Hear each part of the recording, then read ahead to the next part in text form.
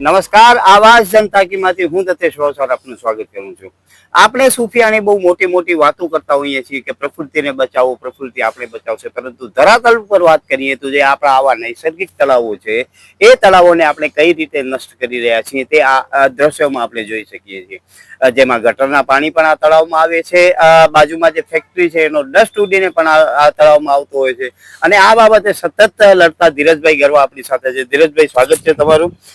ધીરજભાઈ, શું પ્રશ્ન છે આ તળાવની બાબતમાં? સંપૂર્ણ માહિતી અમારા દર્શકોને આપો। સૌપ્રથમ તો હું જય અંજારિયા સાહેબનો આભાર માનીશ કે તેઓએ માનવ અધિકાર આયોગ તળે કલેક્ટર શ્રી સામે ફરિયાદ કરી અને કચ્છના જે અંદાજિત જેટલા પણ મોટા મોટા તળાવો છે એને રક્ષિત કરવાનું એક સારામાં સારું અને ઉમદા કાર્ય કર્યું। તેઓને ધન્યવાદ। અને ત્યારબાદ કલેક્ટર શ્રીએ આ તળાવો ખાસ હુકમ કરી અને સ્થાનિક ગ્રામ પંચાયતોને સોંપ્યા। હવે ગ્રામ પંચાયતોને સોંપ્યા ત્યારબાદ જાળવણી અને નિભાવણી સામાન્ય રીતે ગ્રામ પંચાયતની થાય છે।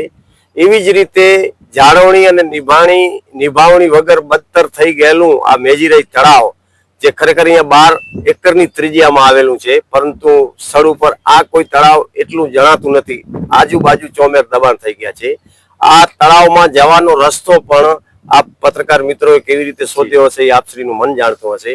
એટલે આ તળાવની લગોલગ શ્રી રામ ઇન્ડસ્ટ્રીઝ કરીને એક ફેક્ટરી આવેલી છે। ખરેખર એ ફેક્ટરી કહેવાતા પર્યાવરણવિદ, સજીવ ખેતીના ઠેકેદાર અને પ્રખર આગેવાન મનોજભાઈ સોલંકીની છે, ને ખરેખર આ ગામમાં કોઈ અવાજ ઉઠાવતું નથી, કારણ કે તેઓ રાજકીય રીતે અને આર્થિક રીતે બહુ પગભર છે। તેઓ સામે અવાજ ઉઠાવે તો કદાચ જીવ પણ ગુમાવવો પડે એવી પરિસ્થિતિ છે।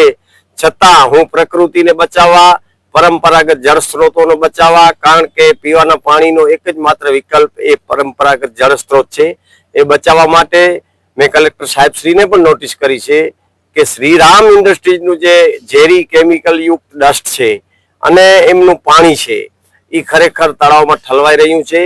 આ એક ખૂબ ગંભીર બાબત છે, કારણ કે પશુ પક્ષી કે પશુ અહીંયા અમે આવ્યા છીએ ત્યાં સુધી કોઈ આમાં ફરકતું જ નથી, કારણ કે પાણીમાં મોઢું નાખી અને પરત થઈ જાય છે।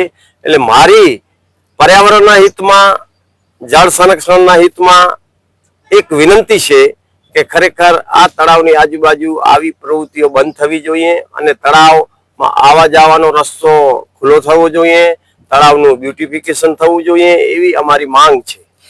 દર્શક મિત્રો, બહુ ધીરજભાઈએ સરસ વાત કરી કે આ તળાવ છે એ તળાવની ઉપયોગિતા શું છે। તળાવની ઉપયોગિતા જે ભૂગર્ભ જળ છે એને વધારવાનું છે, જે પશુ પક્ષીઓ છે આજુબાજુના એને પીવા માટેનું પાણી ઉપયોગી છે, પરંતુ આ તળાવમાં લગભગ છેલ્લા અમે 30 મિનિટથી છીએ એક પણ પશુ દેખાતો નથી। એનું સંપૂર્ણ કારણ ધીરજભાઈ મુજબ અને મારા મુજબ એ છે કે આ તળાવનું પાણી એટલું ગંદુ થઈ ગયું છે કે કદાચ આ તળાવનું પાણી કોઈ પણ પશુઓ પીતા નથી। બીજો વસ્તુ એ છે કે આ તળાવમાં આવવા માટેનો રસ્તો પણ ક્યાંય બધ્યો નથી। આજુબાજુ કોઈની પોતાની જમીનો હોય અથવા તો સરકારી જમીનો હોય, એ જમીનો એટલો બધો દિવાલો કરી દીધી છે કે આ તળાવ સુધી કદાચ પશુઓ પહોંચી શકતા નથી। એ પણ બહુ ગંભીર મુદ્દો છે।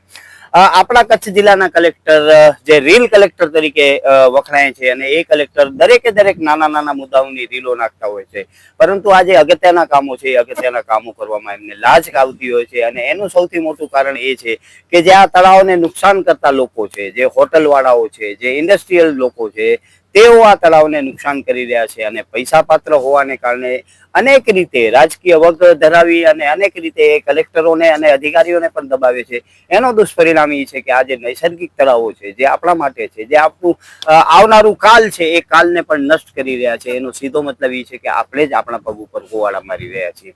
તો ધીરજભાઈ, હવે આગળની તમારી શું લડાઈ હશે? અમારી સાહેબ લડાઈ એ છે કે આ તળાવ છે એની આ બાજુ જુઓ તો ખરેખર 2 કે 3 ગુંઠા જમીન મંજૂર છે દક્ષિણ બાજુ, અને અત્યારે આ 4-5 એકર કોઈક વારીને બેઠું છે। ખરેખર આ રોડ મેઇન રોડ છે ભુજ અંજાર હાઈવે, એના ઉપરથી ખરેખર તળાવ દેખાવું જોઈએ, બરાબર। પછી તળાવનું જે આવ ક્ષેત્ર છે એ સંરક્ષિત હોવું જોઈએ, કારણ કે એમાં કોઈ પણ દબાણ ન હોવા જોઈએ, એ કરવું છે। અને અત્યારે કલેક્ટર શ્રી જે રાણાવસિયા સાહેબ છે એમને કહીશ કે ખરેખર આપ શ્રી બહુ અંતરિયાળ ગામડાઓમાં જાઓ છો, સ્કૂલોની મુલાકાત લેવો છો, કોઈ પંચાયતોની મુલાકાત લેવો છો, કોઈ તમારા પ્રોજેક્ટોની મુલાકાત લેવો છો। આ બાજુમાં જ એક સમૃદ્ધ ગામ માધાપર છે, વિશ્વનું સમૃદ્ધ ગામ.